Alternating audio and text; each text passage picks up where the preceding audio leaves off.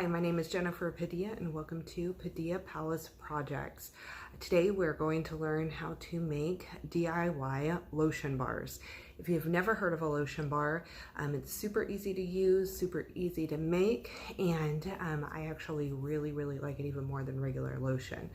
So this is a lotion bar. I put it on this cute little tray I got at Hobby Lobby, and all you do is hold the lotion bar between your hands, rub it together for a few seconds, let it melt depending on how cold it is or how warm your hands are. Will depend on how fast it melts, and then you rub it on. And it is going to absorb and it's going to dry. It's not going to be sticky or tacky or anything like that. It smells super good. It's made with only shea butter, coconut oil, beeswax, lavender essential oil, and using a mold in the stove. So hang out with me for a few minutes and we will show you how we make these. Okay, so let's jump in and get started on these lotion bars. The first thing you're going to need is a kitchen scale, and I'm going to turn the power on. And I'm going to use a Pyrex glass measuring cup. It's a 4-cup measuring cup. And once I put the measuring cup onto the scale, I'm going to clear it out.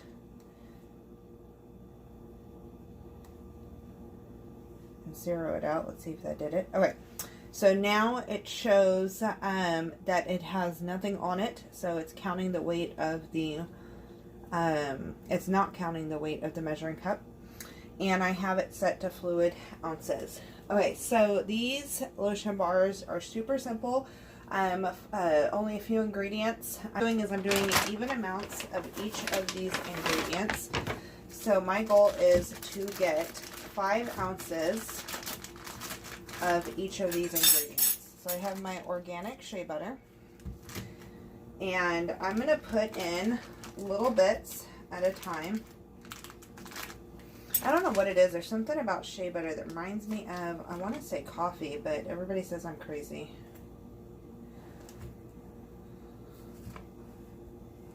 So it's 2 ounces, a little over 3, 4 ounces, 4.6. I just need small pieces right now. I want exactly even. That's why we're weighing it out. So that's 4.7, 5.0. All right. So we're done with the shea butter. And then I'm going to do the coconut oil. And this is just the Costco coconut oil, Kirkland Signature Organic Virgin Coconut Oil, cold pressed, unrefined. This is the same stuff I'd use for cooking. So now I'm going to bring my scale up to 10 ounces since it says 5 currently. I still have the lid on this a little bit.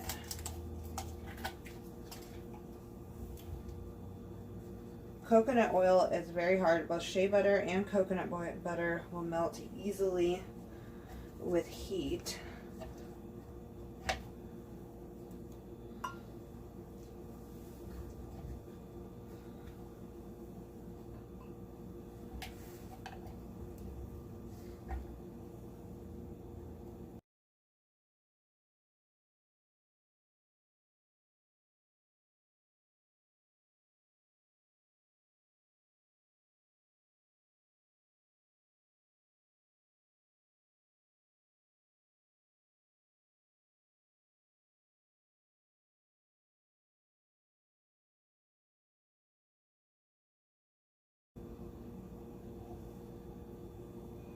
Okay, we are at 10 ounces, and I am going to wipe my hands off. I do suggest you start this with very clean hands, and then have something to be able to wipe these off. Okay, so the next is going to be organic white beeswax. I also got this off of Amazon. It's from Sky Organics. So since I want 5 ounces of each, and this says 10 ounces currently on the scale, we are going to up it to 15 ounces. And we're just going to do a little bit at a time. The beeswax are just these little pellets.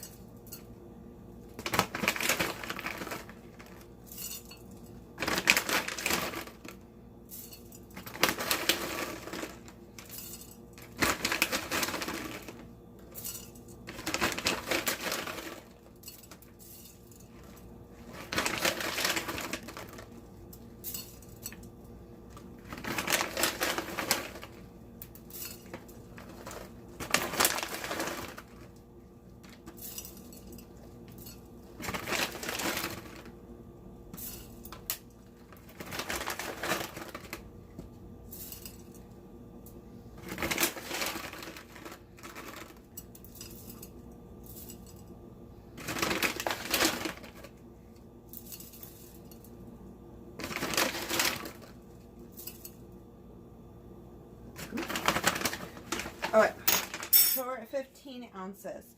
So again, the coconut oil, the shea butter are going to both melt down very quickly. Your beeswax is going to be the thing that takes a little bit longer to melt down, and is going to help hold this all together. I'm not going to add in the lavender essential oil yet, but you will need lavender essential oil. I use doTERRA. And then you will need some sort of mold to put this in. So you want to make sure those are clean and ready to go, waiting for you once this is done. And we're going to transition over to the stove. Okay, so I have a wide pot. On here I filled it with warm tap water. And I put it on low just now. I do not want to put a glass measuring cup into a super hot dish. But what we're going to do is allow the residual heat on the outside from this water to melt down the coconut oil, the shea butter, and the beeswax. This is going to take quite a few minutes, so I'm going to check back in with you as soon as we have some action. Okay, so we've been melting down for a few minutes. We're going to come in here. And you could see pretty much the only thing left not melted, there's a little bit that was in the middle, but is that beeswax. This is going to take a little bit longer, so you want to stir periodically. This was actually my first time stirring it this batch. That looks like shea butter right there.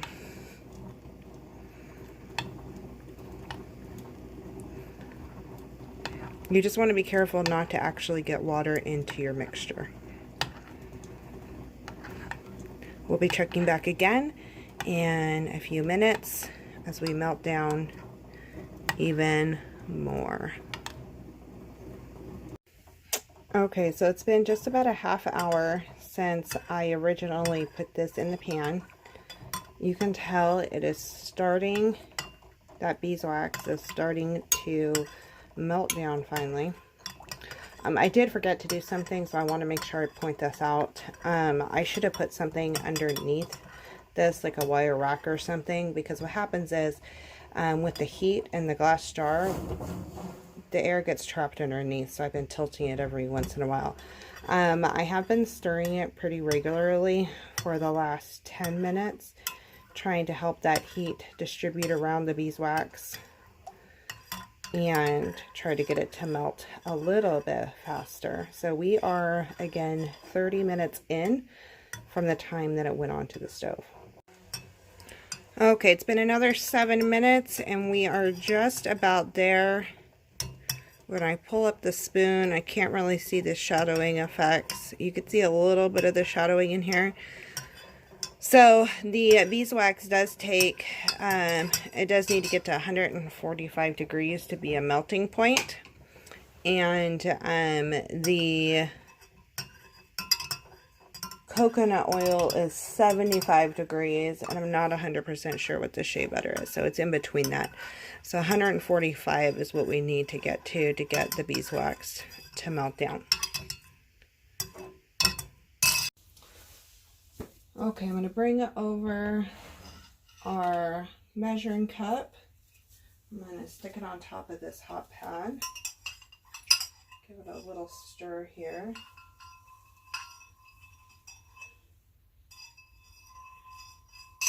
And I'm going to go ahead and pour in my lavender.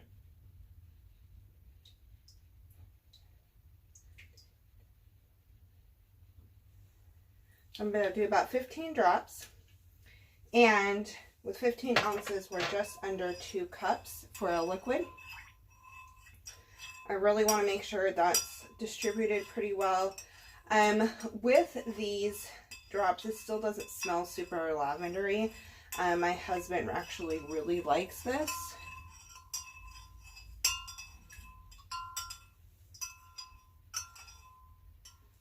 Scent of this lotion bar. Okay, here we go. So now we're going to pour into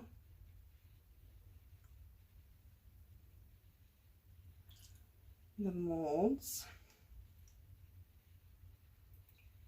And these are silicone soap molds that I'm using.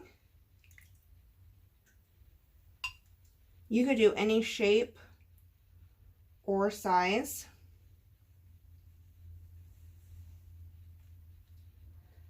I prefer, for my use, I prefer the larger oval.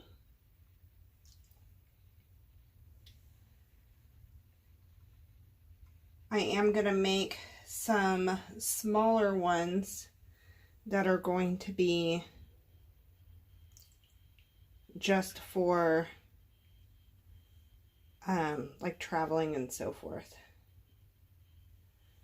Okay, so this would have made 9 full ones, and I made 8 full ones and 2 halves. And I'm going to bring you over and show you what this looks like in this tray.